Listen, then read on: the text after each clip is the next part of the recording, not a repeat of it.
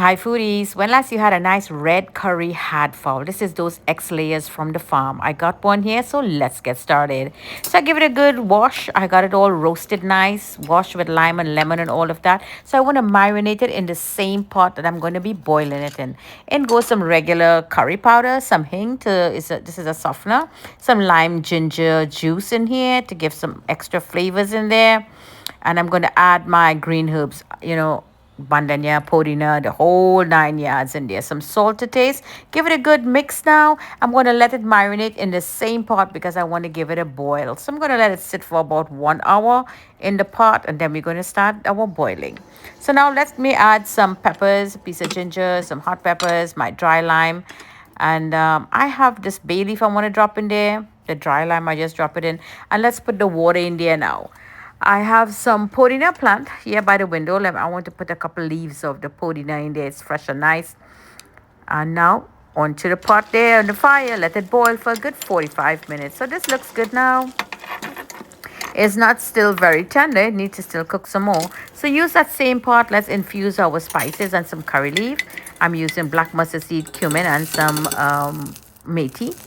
I'm going to add some tomato paste and that same curry powder that we used, just a little hint. And in goes my red curry paste. Give that a good mix and let's add a little water because we don't want to burn this up to lose the flavors of our spices.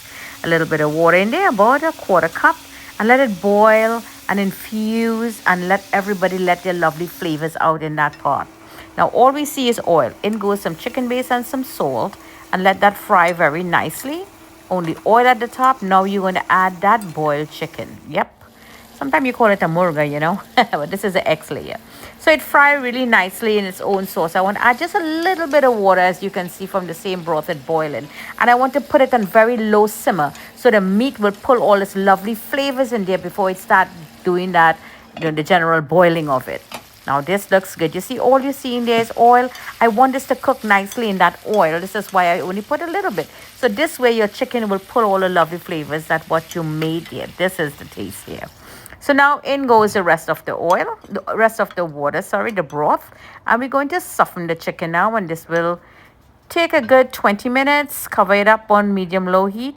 Now you could taste for your flavors. Now when it's done, let it fry again in its oil. You might think it burning up, but it gave a nice, you get a little roast there, as you can see.